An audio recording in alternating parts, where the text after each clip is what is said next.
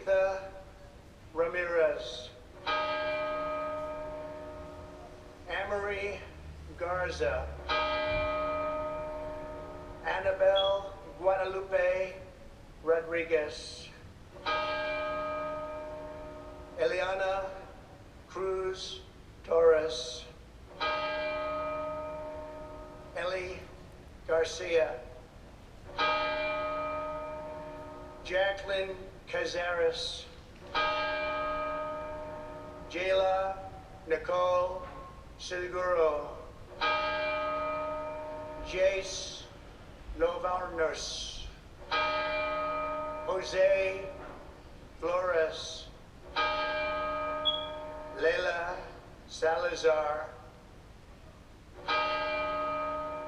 McKenna Lee Elrod, Maitai Rodriguez, Miranda Mathis, Nevaeh Bravo, Rogelio Torres, Tess Marie Mata, Ozia Garcia, Javier Lopez. Two great and beautiful, brilliant teachers, Eva Morales, Irma Garcia. And thank you very much. It's a beautiful moment of silence for something that should never have even been thought about, let alone happened. Each precious young soul that was taken is an incomprehensible loss, literally not comprehensible, stolen from us by a malice that no words can describe, sickness. The monster who committed this crime is pure evil, pure cruelty, pure hatred, absolute pure hatred. And while those he slaughtered are now with God in heaven, he will be eternally damned to burn in the fires of hell.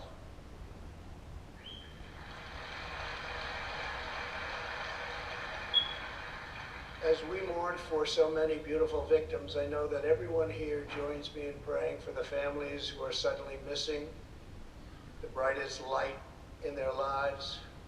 We see their agony. We ask God to ease their suffering and to heal their pain, and together we grieve side by side as one great American family. Now is the time to find common ground. Sadly, before the sun had even set on the horrible day of tragedy, we witnessed a now familiar parade of cynical politicians seeking to exploit the tears of sobbing families to increase their own power and take away our constitutional rights. Every time a disturbed or demented person commits such a hideous crime, there's always a grotesque effort by some in our society to use the suffering of others to advance their own extreme political agenda. Even more repulsive is their rush to shift blame away from the villains who commit acts of mass violence and to place that blame onto the shoulders of millions of peaceful, law-abiding citizens who belong to organizations such as our wonderful NRA. When Joe Biden blamed the gun lobby, he was talking about Americans like you. And along with countless other Democrats this week, he was shamefully suggesting that Republicans are somehow okay with letting school shootings happen. They're not okay with it. This rhetoric is highly divisive and dangerous, and most importantly, it's wrong. It has no place in our politics.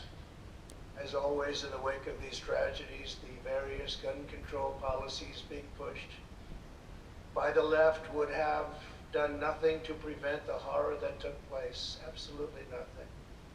Unfortunately, ever since Columbine, we've been afflicted by a contagion of school shootings carried out by deeply evil, violent, and mentally disturbed young men. Well, we don't yet know enough about this week's killing. We know there are many things we must do. We need to drastically change our approach to mental health. There are always so many warning signs. Almost all of these disfigured minds share the same profile. When people see something, whether on social media or in school, they need to say something. Teachers, parents, school officials, and community members need to be recognizing and addressing these alarm bells promptly and very, very aggressively.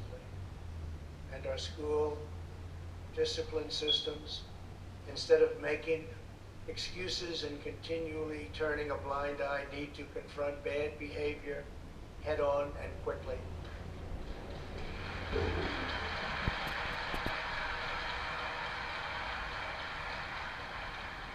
And clearly we need to make it far easier to confine the violent and mentally deranged into mental institutions. We have also, very importantly, got to deal with the problem of broken families, because no law can cure the effects of a broken home. There is no substitute for a strong mom and a great dad.